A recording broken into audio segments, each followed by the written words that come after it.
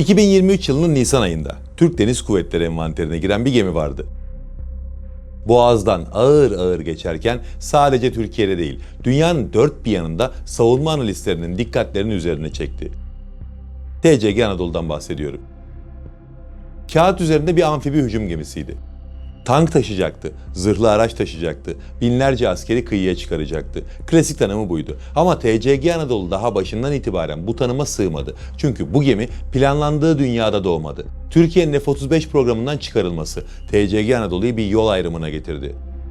Ya eksik kalacaktı ya da bambaşka bir şeye dönüşecekti. Tercih edilen yol ikincisi oldu. Türkiye, dünyada ilk kez bir savaş gemisini insansız hava araçları üzerine kurulu bir konseptle yeniden tanımlamaya karar verdi. Böylece TCG Anadolu bir uçak gemisi değil, dünyanın ilk gerçek SİHA gemisi olmaya başladı. Ve sonra geçtiğimiz günlerde bu dönüşümün sessiz ama çok net bir işareti ortaya çıktı. Geminin en uç noktalarında başta ve kışta daha önce orada olmayan iki büyük beyaz küre belirdi. İlk bakışta estetik bir ekleme gibi duruyorlardı. Hatta fark etmeyenler için sıradan bir detaydı bunlar. Ama savunma dünyasında böyle detaylar tesadüf olmaz. Bu küreler TCG Anadolu'nun sadece uçak taşıyan bir platform olmaktan çıkıp okyanus ötesinde insansız sistemleri yöneten devasa bir dijital merkeze dönüştüğünü gösteriyordu. Peki bu gizemli küreler neydi? Neden özellikle şimdi eklendiler? Ve neden İspanyol savunma basını bu küçük değişimi günlerce manşetlerinden düşürmedi? İşte bu videoda Aura Sebilon sponsorluğunda TCG Anadolu üzerindeki o iki beyaz küreden yola çıkarak Türkiye'nin denizlerde sessizce inşa ettiği yeni stratejiyi adım adım konuşacağız.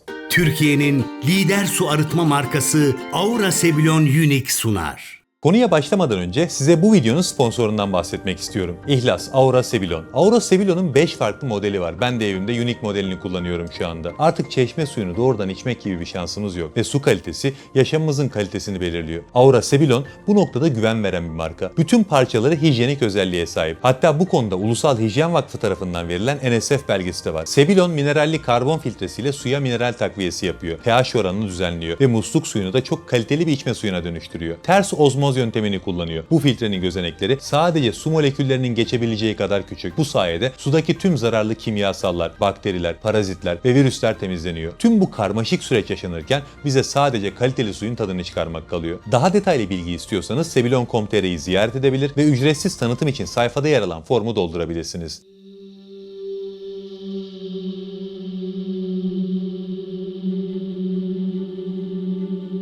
Önce en temel sorudan başlayalım. Bu beyaz küreler aslında ne? Savunma dünyasında buna radom deniyor. Kelime basitçe radar ve dom, yani kubbe kelimelerinin birleşiminden geliyor. Ama işlevi göründüğünden çok daha önemli.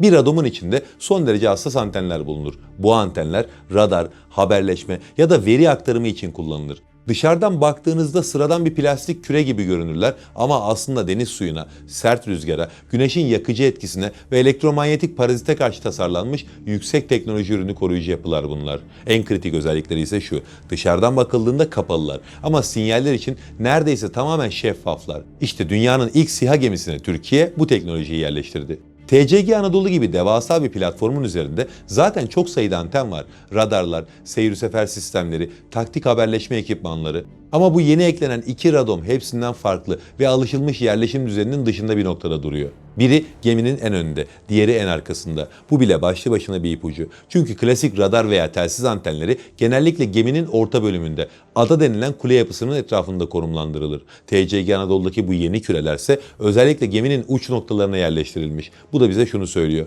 buradaki mesele sadece kısa menzilli haberleşme değil. Bu, geminin her açıdan, her koşulda kesintisiz veri bağlantısı kurabilmesiyle ilgili. Görüntü ilk geldiğinde bunların ne olduğu konusu elbette ciddi merak uyandırdı ve ilk etapta iki ihtimal öne çıktı: elektronik harp ya da sinyal istihbaratı. Yani düşman radarlarını karıştıran, haberleşmeyi bozan ya da kilometrelerce öteden telsiz trafiğini dinleyen sistemler. Kağıt üzerinde mantıklıydı ama geminin son dönemdeki test faaliyetleri, liman ziyaretleri ve eş zamanlı yapılan TB3 denemeleri bir başka ihtimali daha güçlü kıldı. Bu radomlar çok bantlı uydu haberleşme sistemlerine ait, yani SATCOM.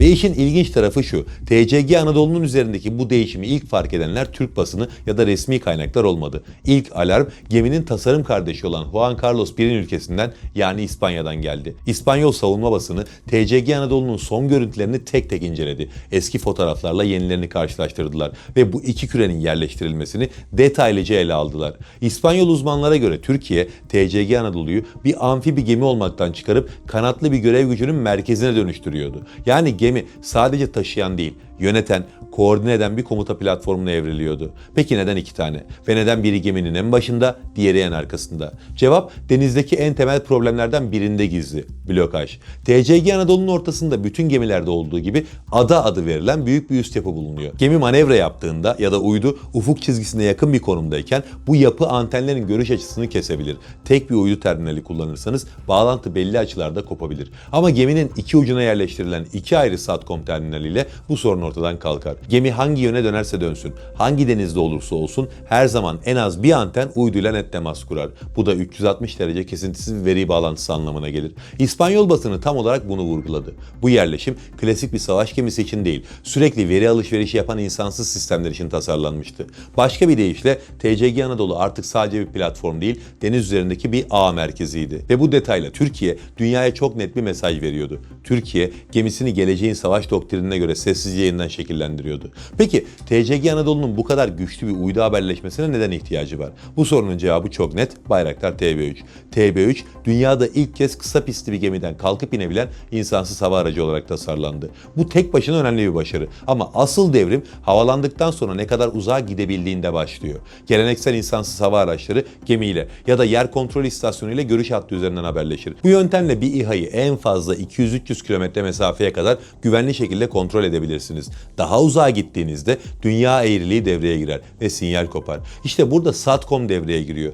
TB3'ün içine yerleştirilen milli uydu haberleşme terminali sayesinde aracın gönderdiği sinyal önce uzaydaki bir uyduya çıkıyor. Oradan tekrar yeryüzüne TCG Anadolu'nun üzerindeki bu yeni radomlara iniyor. Mesafe artık bir sorun olmaktan çıkıyor. Bu ne anlama geliyor? TCG Anadolu Akdeniz'deyken havalandırdığı TB3'leri Atlas Okyanusu'nun ortasında ya da Hint Okyanusu'nda sanki geminin hemen üzerindeymiş gibi yönetebilir. Yüksek çözünürlüklü görüntü alabilir, hedef tespiti yapabilir, gerekirse silahlarını kullanabilir. Yani artık TCG Anadolu sadece İHA taşıyan bir platform değil. O TB3'lerin sinir sisteminin merkezi oldu. Uydudan gelen verilerin toplandığı, işlendiği ve yeniden dağıtıldığı bir dijital komuta noktası. O iki beyaz küre işte tam olarak bu yüzden kritik.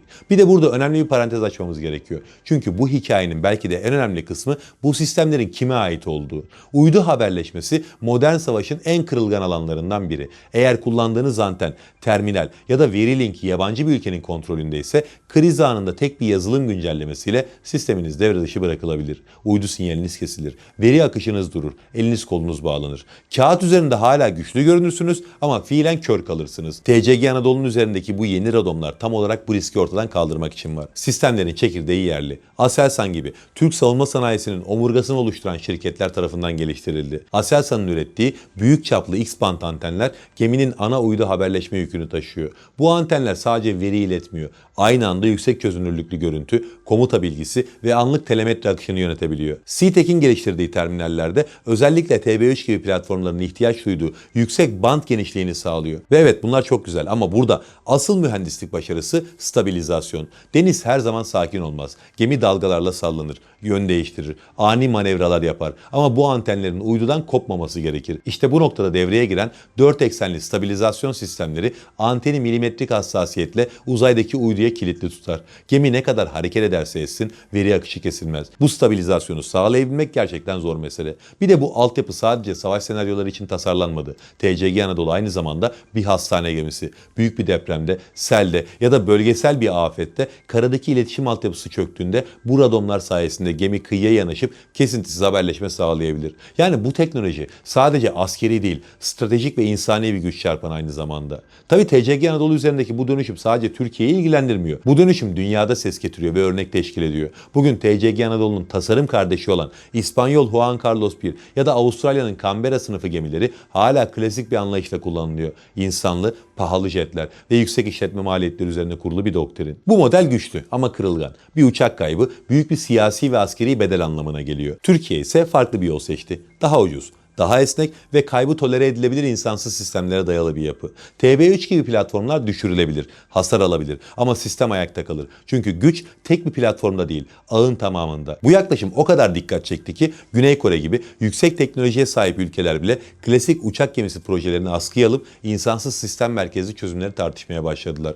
Savunma literatüründe bu yaklaşım artık yavaş yavaş Türk modeli olarak anılmaya başlandı. Ve işte TCG Anadolu'nun üzerindeki o iki beyaz küre bu modelin en görünür sembolü. Yani Türk modelinin. Onlar bu geminin yalnız olmadığı anlamına geliyor. Uydularla, SİHA'larla ve kara unsurlarıyla sürekli bağlantı halinde olduğunu gösteriyor. Yani tek başına bir platform değil, küresel ölçekte çalışan bir ekosistemin denizdeki yönetim merkezi. Bu Türkiye'nin deniz gücünü sadece Mavi Vatan'la sınırlı görmediğinin de işareti. Artık mesele kıyıya yakın operasyonlar değil. Mesele gerektiğinde okyanus ötesinde veri toplayabilmek, caydırıcılık gösterebilmek ve varlık göstermek. Yani kısaca özetlersek TCG Anadolu'nun üzerindeki o yeni radomlar birer aksesuar değil. Onlar Türkiye'nin deniz stratejisinde yaşanan sessiz ama derin bir dönüşümün dışa vurumu. Bu gemi artık sadece asker ve araç taşıyan bir platform değil. Gökyüzündeki gözlerle ve uzaydaki uydularla birleşmiş dijital bir komuta merkezi. Savaşın doğasının değiştiği bir çağdayız. Güç artık sadece çelikle ya da mühimmatla değil, veriyle, bağlantıyla ve hızla ölçülüyor. TCG Anadolu da tam olarak bu çağın gemisi. Bugün konuştuğumuz radomlar da bunun son göstergelerinden, hem de en somut olanlarından. Allah'a emanet olun. Türkiye'nin lider su arıtma markası Aura Sebilon Unique sundu.